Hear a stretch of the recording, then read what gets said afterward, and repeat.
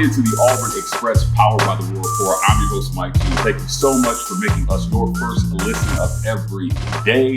Joining me as he does every single offseason is the head coach of Auburn football, Coach Hugh Freeze. Coach, it's been an up and down first 2 years on the plains for you, but it's always great to be able to sit down. Before we get to football, can we get an update on your situation personally with you got a diagnosis of prostate cancer a few months ago. Can you update us on where you're at and what that battle has been like for you? Yeah, I'll be glad to, Mike. It's news you never want to hear.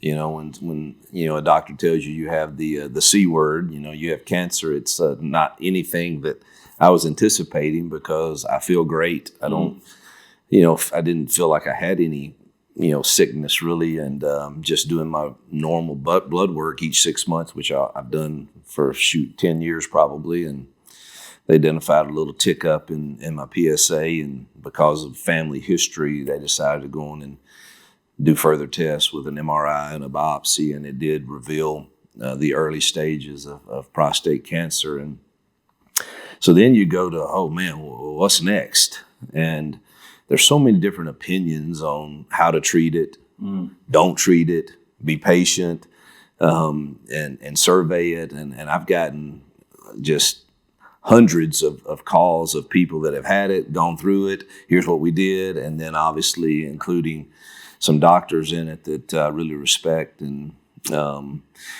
so bottom line is we're to a point now where we've gotten all the tests back that we believe shows that it is very early and very low aggressive.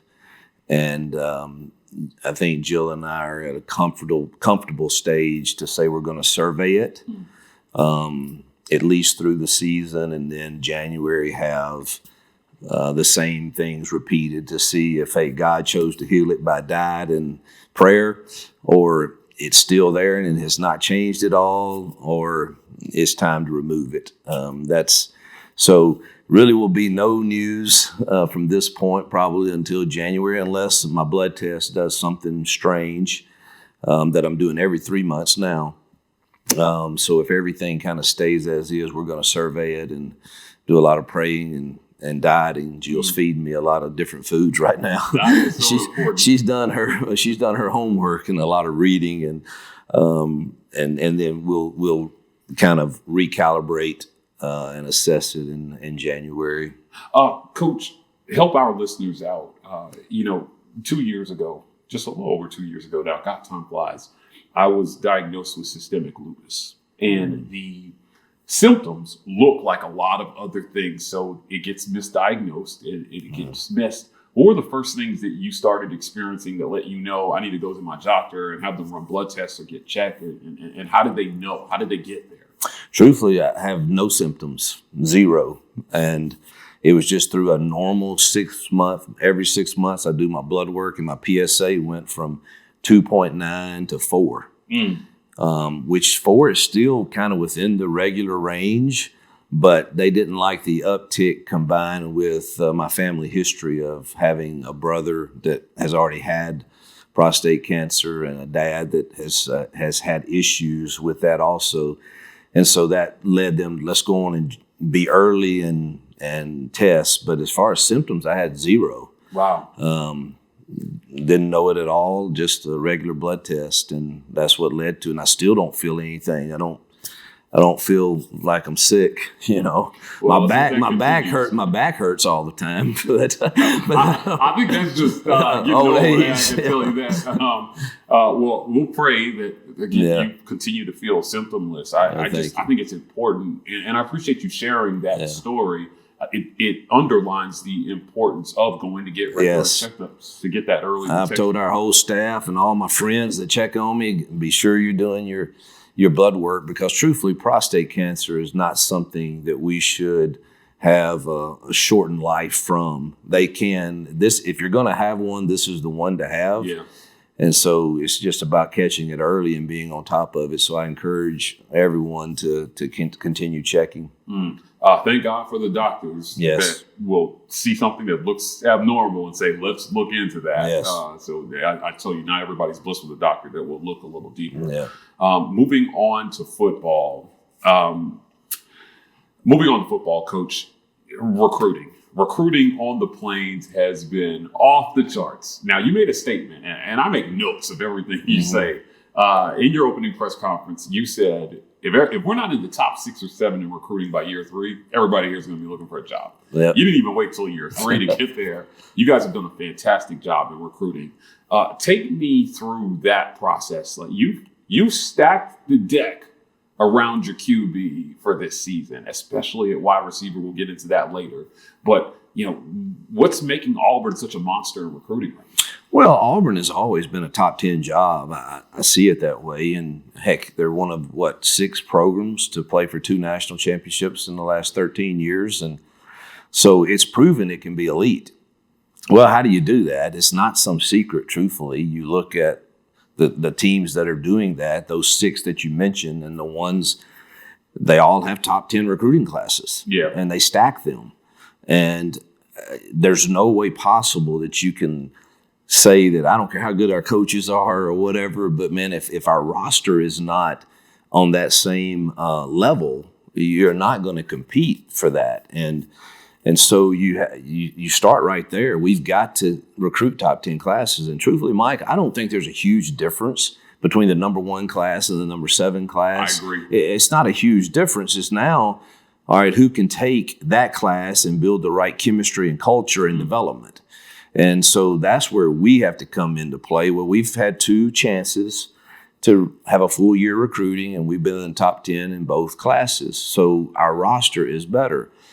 I said somewhere along the line, I don't know how early, I thought it would take 3 classes to have your roster that looks just like the other elite. And I think we're well on track for that, and maybe ahead of schedule, truthfully. And well, last year, I saw you in Nashville after Auburn had won the SEC basketball tournament there. And I remember asking, I said, Coach, when can Auburn fans expect their SEC championship? And you looked me in the eye and said, I need 2 more recruiting classes. Yeah. Do you feel like you made significant progress toward having the roster that you need to compete? I do. I think I still say realistically, I'm a logical person. I think 3 is a better, I'd feel probably better even then.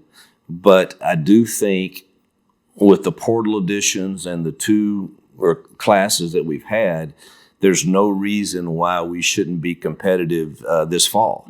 Now, you got to stay healthy and all of those things. But I look at our roster this spring, I watched them compete, and I think we are capable of doing that. We're probably still not. I think we're 1 class away from saying, all right, our roster is exactly like X, Y's, and Z's who are talked about every year. But I do think we've closed the gap significantly. I know we have. I mean, the 4 recruiting classes before we arrived here, none were in the top 20 or 25. Yeah. And so we had a long way to go to stack classes to catch the elite. But I expect us to compete this fall. Now, I hope we stay healthy. I don't know if this is where you want me to go right now or not, but if you look at, we did a deep dive, thorough study even last year.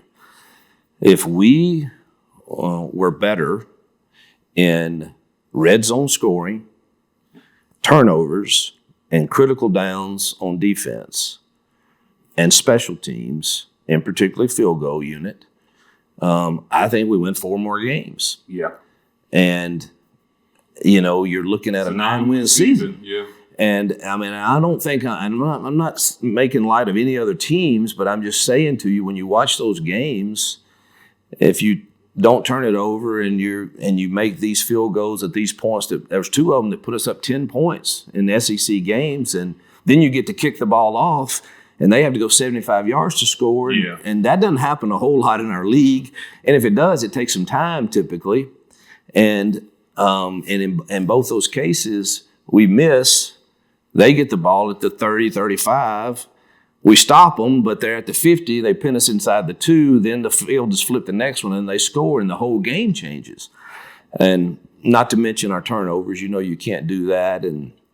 But, man, we turned over, twice going into the end zone. And those things are just critical that we as coaches have to get corrected, and we have to be better in critical downs, better in our red zone plan. and hopefully not turn it over and be excellent in the special teams. And that's what gives me even more confidence now that we've added another class. Yes, we're young in that class, but I just think we've added the pieces to where if we're better in those 4 areas, there's no reason why we shouldn't, be competitive in these games and have a chance to win them. Kind of sticking with that theme, is that where you saw the first 2 years here? I mean, Auburn has not had a winning season in 4 years, which sounds crazy to say for an institution like this with the resources that are here and available to the head football coach. Are you wearing the first 2 years on coaching? You talk a lot about the talent gap between Auburn and the rest of the league. But, there were a lot of people who felt like, well, last year, missing a bowl game wasn't about talent, right? Yeah. There's no question. I don't run from that at all. It's the truth. I mean, both can be true. Both are true. Yeah. There was a talent gap. We're working on closing that gap. We have closed that gap and working on making it equal in very short time. But at the same time, you have a chance to beat Alabama in year 1, irregardless of the talent gap. That's a fact. And you have a chance to win 4 more games last year at least, even though there's a talent gap. And so, man, that doesn't sit well with me as a coach. And knowing that if we were better in those areas, we would probably be having a different conversation right now. I mean, you win those 4 games and you're probably in the playoff talk. Yeah. And so both are true. You must evaluate and say, man, we ain't gonna blame this on the talent gap. These things have to be corrected. I don't care what our players, the talent gap is, those things can be corrected. And so that falls on us as coaches to hopefully get those corrected. Well, those 2 things, like you said, can be true at the same time. My good friend Josh Pate likes to say, he did like to say because he's no longer coaching, that you're not going to out-develop Kirby Smart and Nick Saban in this league. You had to close the talent gap, and then you got to find a way to be better than those guys on game day once that gap is closed. You feel like Auburn has made significant progress toward that mark. And I hear you saying that you feel like this season we should be competitive. Is this the year that fans can expect a leap forward in terms of the results on the field? They should. Yeah, it feels like year 3, let me ask you this way. Do you feel like there's more pressure on year 3 now because of how the first 2 years went? How do you feel as a head coach? Yeah, I honestly don't feel pressure a whole lot. But I'm a realist. And there's no way in the world that anyone can sit in this chair and think that our fans should expect anything more than a leap in year 3. And so if that brings pressure to somebody, or I'm happy with those expectations, that means we've done something to give them excitement and to believe that it can happen. I believe it can happen. And so I don't call it pressure. I just think, man, it's the reasonable expectation. I think reasonable expectations in year 1 were something. I think reasonable expectations in year 2 were something. I don't think we met them because of the things we just talked about. Year 3, I think there should be even more expectations. Right. And so I'm good with that and happy to carry that weight, if you call it, along with our other coaches and our players. So what's your reasonable expectation for year 3? Is it 7 wins? Is it 8 wins? Is it 9 wins? Is it making a bowl game? Man, I don't ever I hate to put a win total out there or anything because you have no idea what's going to happen in these games against other really good teams. But you can't miss a bowl game. Yeah. I mean, we for certainly we should be bowl eligible. Mm-hmm. All right, but hopefully it's more. I don't know how those games are going to bounce because they're going to be close because you're playing some really good football teams, but for sure, bowl is something that our kids should for sure accomplish, and I hope it's more though. Well, I think expectations have a lot to do with scheduling and the schedule. Now, if there is I don't know if there's anything such thing as an easy schedule in the SEC. But This year's schedule does look a little favorable for you. Yeah. You open with Baylor. You got a couple of non-conferences. And then I think you guys have Texas A&M, Oklahoma, and Georgia to open your SEC schedule. Getting out of that stretch 4-2, you see a stretch after that where you'll play Missouri, Kentucky, Mercer, Vanderbilt, where you should be able to win some games. What's your feeling about the schedule this year? It looks favorable to me, and you got Georgia and Alabama at home. Yeah, you're more in tune with the schedule than I am. I couldn't have told you the order that it came in. I know who we're playing, and obviously they're well coached and good football teams, but I think we're going to be the same. I think I don't think there's an easy schedule in the SEC. But if you look at the way ours shakes up, anytime we have both of our Alabama and Georgia at home, I think that's going to lean toward a favorable schedule. So, I think they're all hard. There are no weak teams. They all can beat you, as proven last year. And I think in the new world of college football, the parity that's being created even makes that more possible. But I don't have any complaints with our schedule. Yeah, it's no cakewalks. I get to see Commissioner Sankey a few times a year. I saw him a lot during basketball season this year, obviously following Auburn basketball around. And we talked a lot about possibly moving to a 9-game conference schedule. Felt like a lot of people were comfortable staying at 8 games because, quite frankly, they weren't having any issues getting multiple teams in the playoff. This year's result, I think, maybe was a little disappointing. Do you have a preference on staying at 8 conference games or moving to 9? Yeah, I would rather stay at 8. I mean, it's just, and it's a lot. And you go through injuries and, we haven't adjusted. Do you like the double bye? No, I don't. You don't like it? I don't. I think one's enough. I think the season's too long.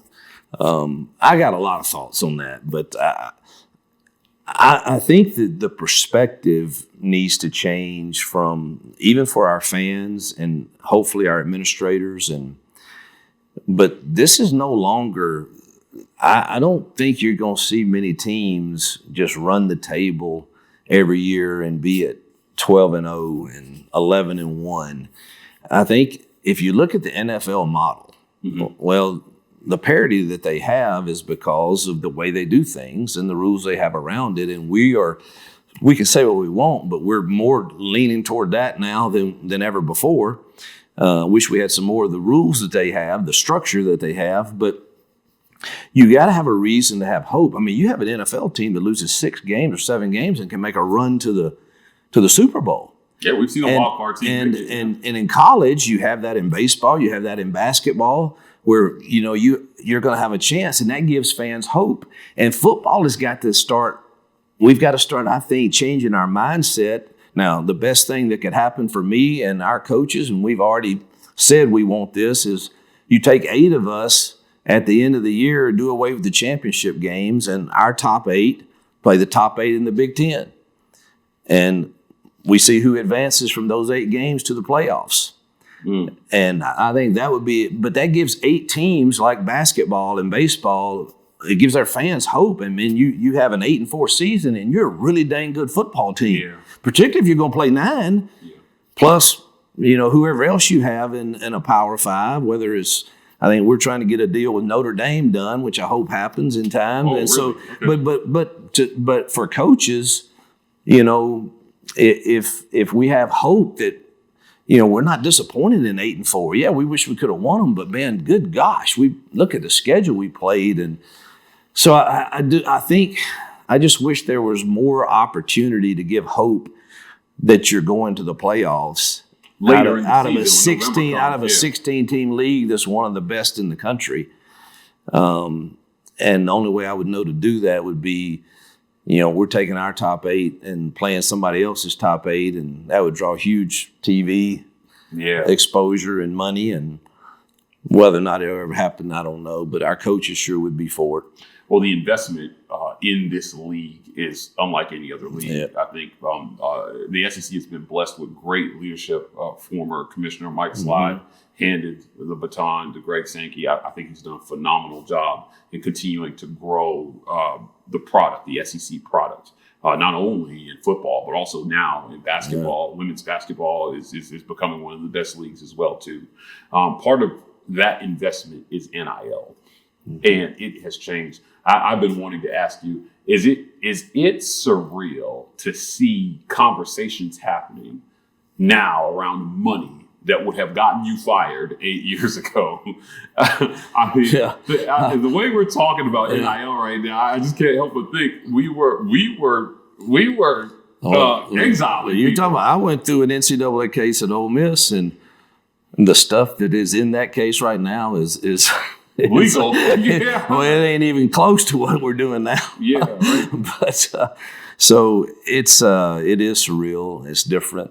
It's not what we grew up doing, and when we got into this coaching. But it's, you got to change with the times, and they're here. And I think what we're just clamoring for as coaches, just an equal playing field and with some structure. Yeah. Just give us something that is that has structure. And the biggest flaw with all of this, as opposed to the NFL, who has it right and figured out because they have collective bargaining, is just it's upside down the last 2 years because of the way you had to recruit. Yeah. And you don't enjoy standing in front of your locker room, and it's hard work to reconcile that among everybody. And it needs to be brought back to where you have to earn the right to get that. Yes, you're a top recruit, but let's wait till you make a play out here in Jordan-Hare and everywhere else. But there's no structure that allows us to do that and still recruit the top kids. Yeah. And so, man, we're pleading with everybody that will listen to, man, please give us, we're happy. We are all happy. We've said for years, back to Steve Spurrier days, Steve and I mean, he was going to leave that meeting every year in Destin. We ought to pay these players something. Yeah. And he was dead on right. And everybody put their head, not the SEC, but the NCAA, I think, put their head in the sand. And here we are. It created the vacuum. And here we are. Yeah. And, we had a really good plan at one time to give them $100,000 every year and put it in a trust for them and let it grow. And if they graduated, they had a bonus $100,000. And when they got through, it was theirs to start their life with, whether they went to the NFL or not. I love that idea. Yeah. But now it's, it's just there's no structure whatsoever. We hope it's coming. Right. Yeah. The House settlement got blocked by the judge. As far as we know, that's she asked them to fix the walk-on thing. They didn't. That's my understanding. They didn't do it, and she said, "Go back and fix this, or I'll blow this up." Yeah. So we're hoping they're fixing it. So it sure would help us if it just said, "Hey, every team has this amount as your salary cap, and then if a kid has a value that he can earn outside NIL, great, go do that. Yeah. Great. We're all for that. But that hopefully is coming."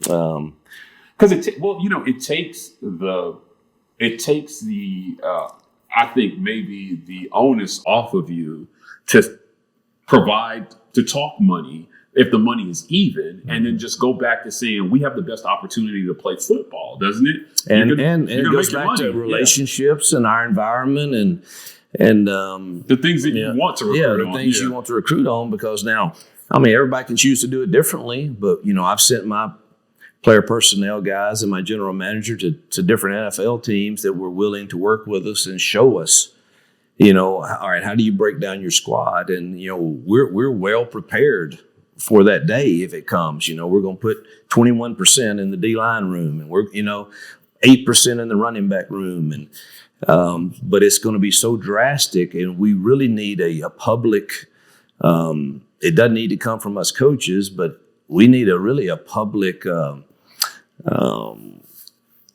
PR to come out and say this is real. Yeah. And this is what every school is going to have at maximum. And because I think there's a lot of agents out there that are still saying, "Oh, we're not going to go for that." And well, if the judge signs it into law, we don't have a choice.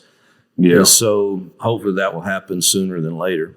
It's the thing that I've been decrying are the bad actors out there. Whenever you have a lot of money, the Bible says the money is the root of all evil. I like to say money is the cause of a lot of problems. Well, the love of money is the root of all evil. When you love that more than anything else, it's a problem. Yeah. And, these agents, some of them that are charging these young men 10%, and I don't understand it. Heck, the highest an NFL guy is going to pay his agent is 3. But negotiating in bad faith too, right? Before we move on, because I do want to get into some more personnel things, but the Nico situation at Tennessee, right? You had a kid who was reportedly making $2.5 million, life-changing money for most people. The reports were $4 million is what was being asked for. He ended up with a deal at a school, arguably in a worse football situation than where he left, with less money in a state where he's going to be paying a lot more taxes, California. I have a hard time believing that he didn't get bad advice from somebody about what his market value is, and ended up in a situation that wasn't his best situation. Yeah, I have no idea what the truth is on that particular situation, and I'm certainly not going to comment on other schools, and because we've got our own battles. But I totally agree that there are young men that are getting bad advice, and every time. And look, how do you protect your players? What, 2% go to the NFL? Yeah. And here we are, though, listening to people that are asking these kids to transfer multiple times. Well, every time they transfer, they lose 20% of their credits. And are we ever going to graduate? And we're ever going to have a plan B for life? After football, because not many are lucky to play in the NFL, and certainly even less are lucky enough to play long enough to where it provides for you and your family. So I think there's a lot of people that, again, are giving advice based on, well, it benefits me to get, them more money because I get 10% of this. And it's like I tell our kids when I sit down with them, I don't need any money from you. I don't want any money from you. Yeah. So why would you not listen to our counsel? We've done this a while, and I'm very transparent with our team. And it's one of the reasons I quit talking. I don't talk money with our recruits or with our team. I let our general manager do that. And I don't want to know what they make, Mike. I just want to coach them. Yeah. I want it to be pure and to be transformative and not transactional. And I'm going to try hard to keep winning their hearts over what they're making, and hopefully that wins out. But again, going back, hope we get some structure around all of it that cuts out some of the bad advice that they could be given. Yeah, we've got to find a way to protect players, not only from those bad actors, but sometimes even from themselves. Even from themselves, like teaching them to honor a contract. Yeah. And that should be something it's written in there. I mean, get educated, and sign the best contract. Nobody is holding a gun to your head saying you have to sign this contract. Matter of fact, most have signed it and said thank you so much, and then 6 months later they got, well, no, you signed this for a year, and that's real life. Yeah, and we're not teaching them real life lessons when they can just walk away from it with no penalty. And coaches are that way, so that's what everybody points at. Well, you coaches, we do. We make a really good living, but we also are bound by a contract. And, there are consequences. Yeah, and if I were to walk away from that today, somebody owes Auburn a lot of money. Yeah. And that's basically, we're sharing in the revenue, and that's what it appears that is headed that direction. And so it should all be, I wish we had like one uniform contract between every school had the same one, not the amount, but the same language of, and every school just respects one another. And if Mike wants to transfer to Coach Freeze at Auburn from school X, then I have to take on the responsibility of, all right, show me what we're going to have to owe school X to do that. To do that, yeah. And I think it would eliminate some of the transferring. and probably help kids get their degree more often. What I hear you saying is uniformity is what Yes. will help the process the most. We are headed a direction, Coach, I can tell you, where you're going to need true GMs at the college level like they have to manage the cap. We're there. And explain to kids. Because I don't want to do that. They showed me all that. Great. It sounds great. In my conversations with athletes, I think the thing that always gets me is, number one, they almost always think there's more money available than is in actuality. And they also have never been in the workforce before, so they don't know how to argue for a raise or say, here's my value, right? And this is why I think it's worth more. It's and if you don't have anybody to guide you through that process, I think you can really get in trouble. I appreciate your transparency around this. We got to a point where we cannot pretend like these conversations are not happening. The athletes are talking to us about it, and it's out there, and we're seeing the stories. And every once in a while, it's a high-profile player like at Tennessee or becomes very public, and now we're faced to deal with the realities of guys over or underestimating their value or having bad agents or sometimes, unfortunately, it's parents maybe that are even self-interested in steering their kids the wrong way. Coach, transitioning to your roster, again, we talked about how you've improved this roster. Recruiting has been amazing. You made a statement, I think it was last year, about high school recruiting still being the bedrock of building a sustainable winner. And you've done that.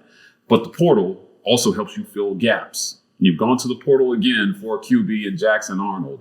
It was kind of a quiet spring. And I got to be honest with you, with what was happening with basketball this year, you guys just kind of flew by from the 25th to the 12th. I almost felt like spring practice. Appreciate Bruce for that. Thank you, Bruce. Thank you, Bruce. He took the heat off you guys this spring. A-Day was a little unconventional this year. We didn't get to see Jackson because of the hamstring thing. He said it was precautionary.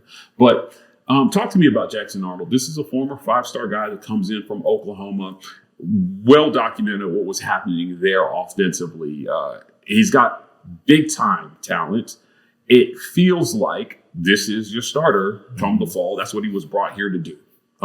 Is Jackson Arnold your starter come the fall? Is. Yeah, he is. And it certainly is not. Deuce tonight is going to be phenomenal.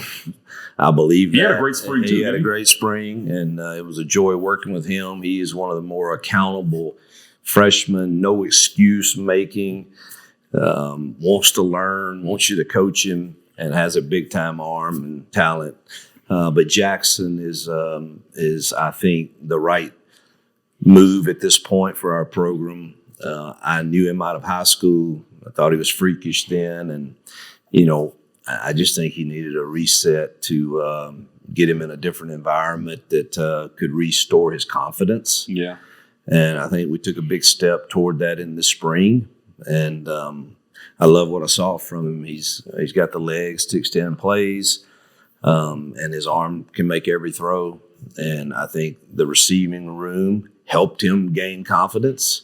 He kind of believed, man, if I put that ball in a 50-50 spot, my guys are going to make that play a large percentage of the time. That's something you've talked about repeatedly. Yep. When you got hired, you talked about having pass catchers with catch radius in this league. Yep. Man, these guys have it. It feels you stacked the deck around him.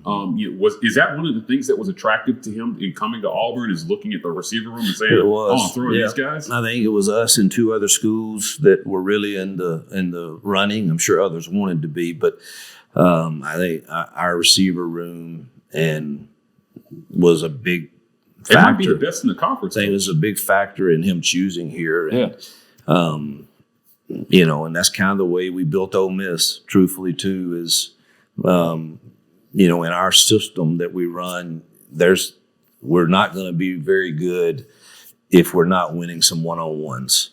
And so how do you do that? You got to get guys that can win them.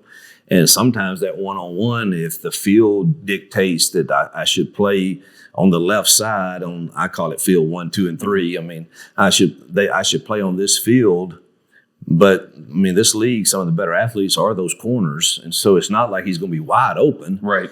But if you put the ball in a correct spot, our guys have a chance to make that play. And I think they proved over and over and over and over again to Jackson and to Deuce that they have the capability of doing that, and I think that gave him a lot of confidence. Leadership is so important, and I heard that Jackson had a chance to attend the Manning passing camp. He opted not to over staying home and building chemistry with his wide receiver. Yeah, I had to call Archie on that one, Yeah, because I love the Mannings, and Archie's a dear friend who I owe a lot to, truthfully.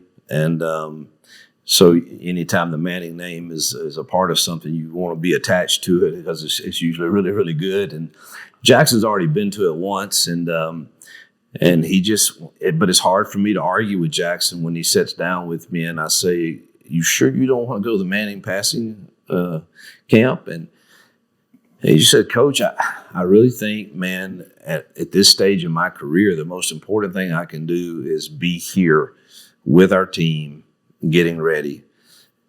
It's very mature. I kind of shut up after that and just called Archie and said, "Archie, I'm sorry, but this is what he really believes." And Archie understood that. And so I'm supportive of Jackson in that decision. You had the blessing of being able to just focus on Jackson and Deuce this spring. You feel like both those guys developed, but you've got Ashton Daniels coming in here. Talk to me about Ashton Daniels. Where does he fit in this equation? This a guy that's played a lot of football and maybe provides a safe floor for you in case Deuce isn't ready to be QB2. Yeah, I haven't coached him a single down yet, so it's kind of hard to say that, but I've seen what I've seen on film, and the guy put up a lot of numbers against some good football teams and can run and is a sharp guy and a team guy. And I'm really anxious to have all three of them. It was nice having two. Is he here yet? Did he get here? He'll get here at the end of May. At the May. Yep, at the end of May. We start back non-discretionary that Monday after Memorial Day, the day after Memorial Day, whatever date that is, that Tuesday. And I love him being around us.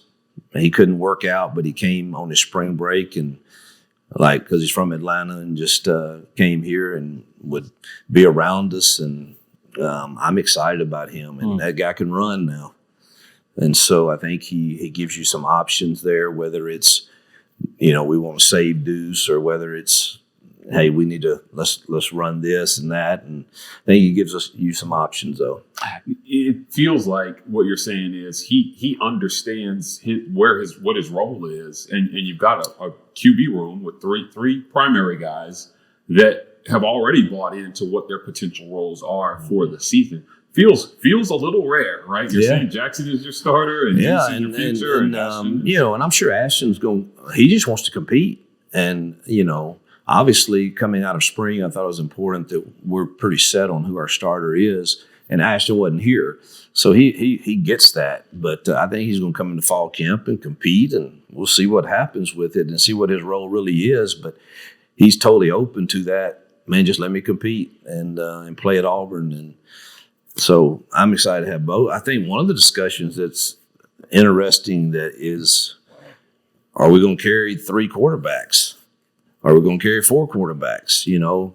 Because the days of you, if we go salary cap, yes, and revenue sharing is approved, you're not going to have the money to carry. Yeah. I mean, you're going to the NFL pays 2 guys, and third guy doesn't make a whole lot, but they're going to have 3 guys, and it's going to be interesting to see how everybody chooses to manage that. Yeah, we talk a lot about salary caps, man. I think there's going to be a discussion about league minimums here as well, too, right? For players to say, if you come in and you're not the starter, here's the minimum you can make as a player. So it's just kind of it's set, and we don't have to talk about it. Well, that's what the NFL is for the first 4 years. It's slotted in the draft, which is good. And there's no bargaining there. And I wish we were kind of a little more like that with incoming freshmen and say, hey, here's what everybody gets to start with. Now, you come out of spring a starter, shoot, we can do what we want to do. Yeah. But I don't know if we'll get to that point, but it's hopefully we'll get some structure. That moves you toward the conversation of rewarding players based on what they've done rather than, we saw this they solved this in the NFL, right, when they implemented the rookie wage scale. As a matter of fact, it was the year Cam Newton got drafted, right? Sam Bradford got like $50 million guaranteed. Mm-hmm. Cam came out the next year, got 22 or 23. They guaranteed it, but he was the number 1 overall pick, and his whole contract was less than half of what Sam Bradford got guaranteed. Yeah, well, the whole difference, though, is they have antitrust protection, and we don't. So we can't implement anything like that. Oh, wow. Okay. Unless government stepped in, because then somebody, would file a lawsuit immediately if you said they could only do that. Would it be helpful for our sport? I think so, but there's no protection for that right now that would allow us to do that. Coach, going back to your QBs, QB development has been something at the top of every fan's mind. As a matter of fact, coming into this interview, I had probably 6 or 7 requests to ask Coach Freeze about QB development. Yeah. When Auburn has been able to find a solid starting QB, they've been in a conversation for championships.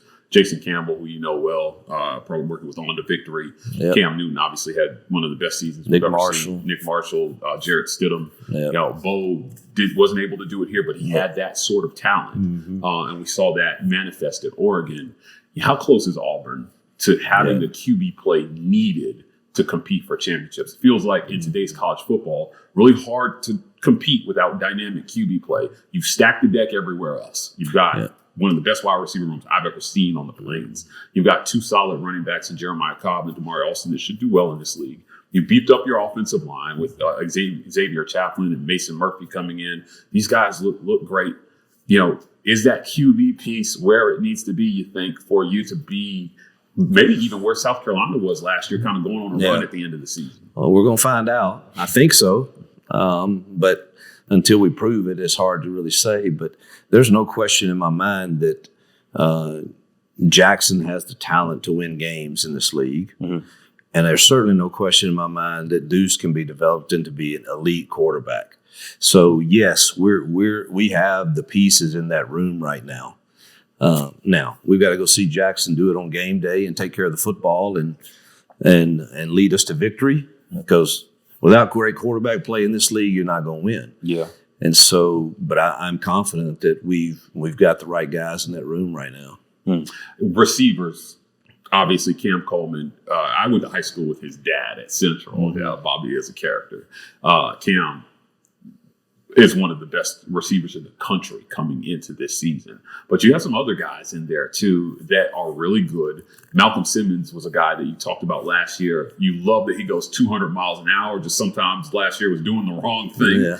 Yeah. Is he doing the right thing this year? How mature is that? Crazy the maturity I saw in Malcolm grow this spring. I think he's going to have a breakout year. Yeah. He's starting to understand the game and how you play the game and how you tempo a route, and when it's time to go full speed and when it's time to tempo it. And I thought he probably made the most improvement from season through spring as just a receiver play. And so I'm expecting him to have a breakout year. And I thought Perry got a lot better in the spring. He still has to learn. I mean, it's an every down thing, and you can't abandon your fundamentals when you get pressed or when and boy, he's got the talent to do it. On A-Day, we saw him make almost every type of catch you could possibly make. Dive in, jump in, in rhythm. Yeah. He's got all of that. It's now getting him, all right, I got press coverage here, and he's inside tip. I mean, all right, what is my technique for that? Because the throw the schematic scheme may say this is where we should go with it. But if you don't win at that fundamental right there on the line, the timing is all off. Mm. And so that's what all of them have to learn at some point. But I thought Perry took steps forward. I love Horatio. He's matured. He's become like the Dre Lambert-Smith, the leader in there, the old man in there. And then obviously Singleton too is number 2 player is really talented. How do you get everybody the ball this year, Coach? I ask you this every offseason, but I got to ask you again. Are we going to see more 10 personnel, 11 personnel this year? It feels like the talent shifted a little bit away from tight end to wide receiver.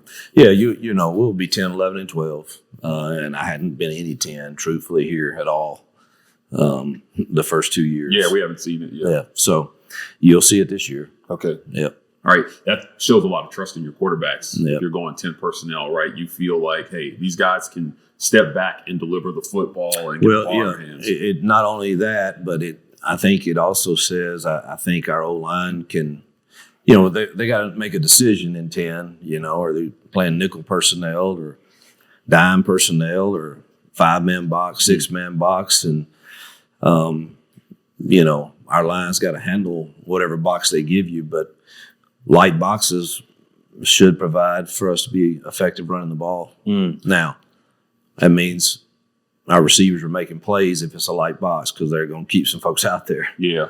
So it'll be interesting, but yeah, I'm looking forward to seeing some 10 personnel. On the other side of the ball, Coach, Auburn made DJ Durkin the second highest paid assistant in the country this offseason. Last year, I thought he did a bang-up job just getting guys in positions to make plays. In the Iron Bowl, you turned Alabama over 4 times on their own field. Yeah.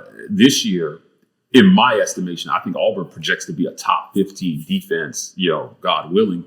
You know, what do you think about your defense there? Is there anybody there that stands out to you defensively? Yeah, let's start with we've increased our team speed, and I think that makes it more difficult to attack defenses like DJ's, and thankful for our administration for keeping him. I thought he was vital to us. I love his passion. I love his energy. I love his organization.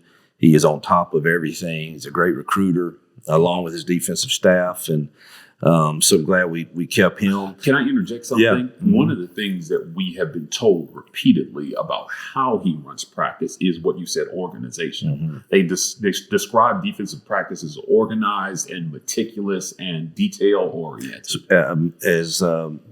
As good as I've ever seen, better organizationally.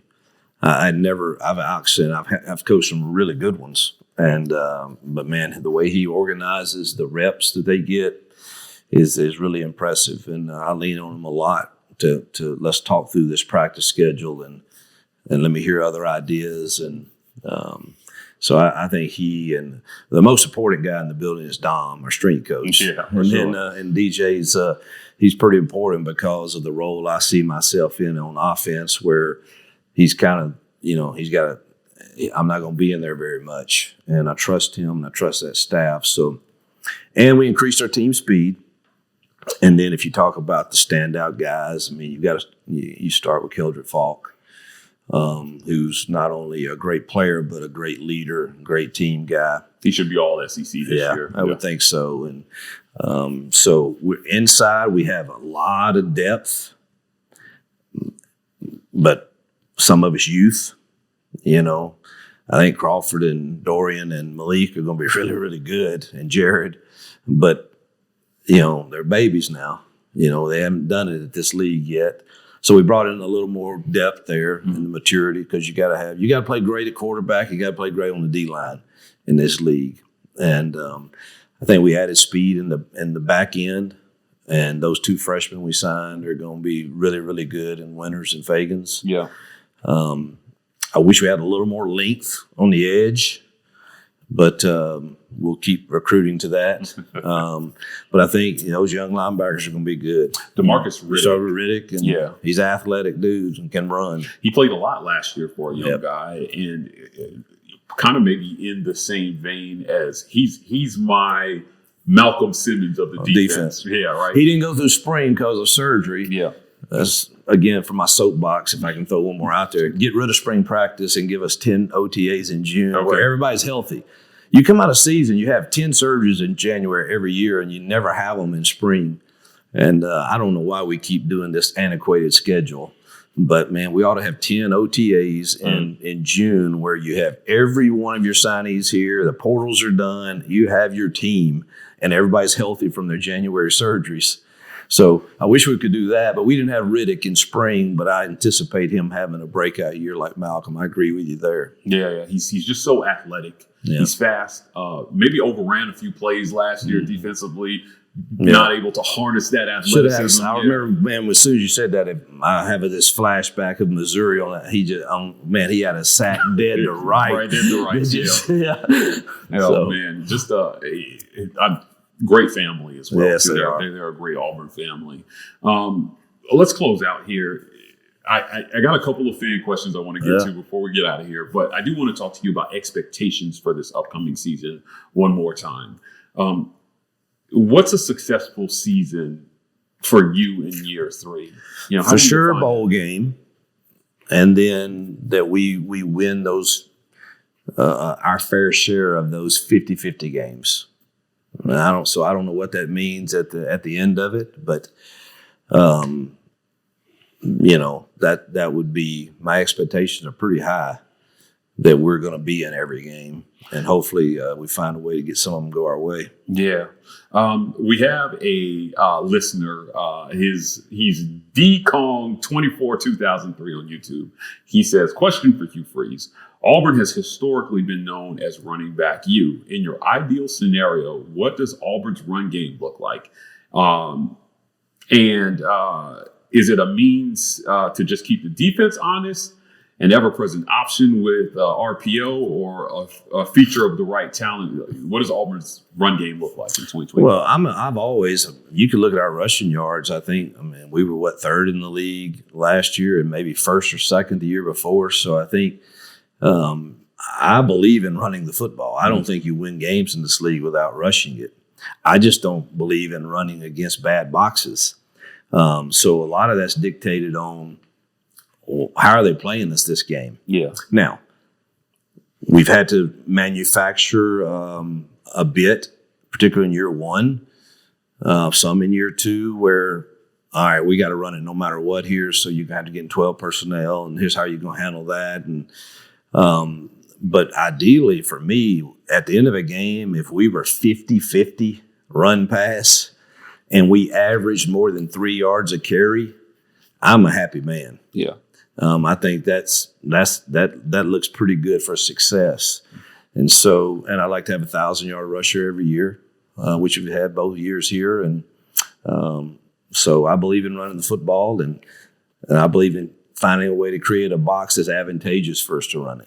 As much as fans think that you like to sling it, historically speaking, when on your 9-win or better teams, run-pass ratio has been around 55-45 in favor of the run. Right. Yeah, so I will agree that you do believe in running the ball there, fans. But WolbyTube wanted to ask, and we kind of talked about this, how many wins do you see as a minimum that Auburn needs to have to define it as a successful season? And he also wants to know, does he expect us to make the college football playoff in 2025? I expect us to be in those discussions. It's hard to put it on a win because that would mean that I'm satisfied with something. I think what would happen is, all right, we get 7 and go to a bowl game. What happened in those other 5? Did we lose them because we didn't take care of the ball and we didn't make the right calls in certain times on critical downs? And what happened in those? And if we did all that well and just got beat, then I think that's successful. Yeah, 7 would be tough. If we do that and we blew somehow the other 5, I wouldn't think it's successful. So it's hard for me to put a number on that, but I think there's no reason that the expectation shouldn't be for us to be very, very competitive in every game and hopefully win more than our share next year. Look, the Vegas set the over/under at 7.5. So at 8, I think by Vegas's definition, let's go get 8 then. Let's go get 9. Who knows, man? But I'm excited about it. I know that, and I know our kids are. At 8, I think you definitely beat somebody that they did not expect you to beat. Yeah, right. You probably at 7, you maybe lost one that you were supposed to win. Yeah. So Yeah, Vegas, those guys that have all the money on it, they're very smart about picking that number. I think at 8-2, and I don't know if you would agree with this statement, you can say after 2 losing seasons that the program is definitely moving forward. Yeah, I think everybody that's close to the program sees us moving forward with roster and chemistry and culture. I think our administration sees that. I think the people that are around to see that. Now it's time to also show that in the win-loss column. Mm-hmm. Coach, we do this every interview I do with you. And before we get out of here, last year, and I think you would agree with this, Auburn fans showed up. Oh, man. The scene at the end of the Texas A&M game last year was unlike anything I've seen here in quite some time. The first time when I was a student here, the last time we rushed the field, it was 2001. Mm-hmm. Damon Duval kicked a field goal into the wind to beat Steve Spurrier's #1 Florida right here on the Plains. Yeah. It was the last time, not the last time, but we tore down the goalpost that day. And it was a really, really long time until they did it again. You saw the field rush. I don't think you had so much trouble getting from midfield back to the press room after that one. But fans showed up. Talk to the fans for just a second into the camera about why they should show up this year. Yeah, Auburn fans, number one, I've said it, you're the greatest that I've ever experienced. And you love this place and you love your teams. And I'm thankful for that. Thank you for supporting us. Keep coming to Jordan-Hare. We're close to giving you exactly what you're wanting to see on that field. And I'm confident you're going to be pleased with what you see this fall. Coach, thank you so much for your time Thank today. you, Mike. Guys, that's it for another great edition of the Auburn Express powered by the War Rapport. If you want more content like this, please hit like and subscribe. We are the War Rapport on every social media platform. TW Rapport on TikTok. We're signing off, and as always, Warriors.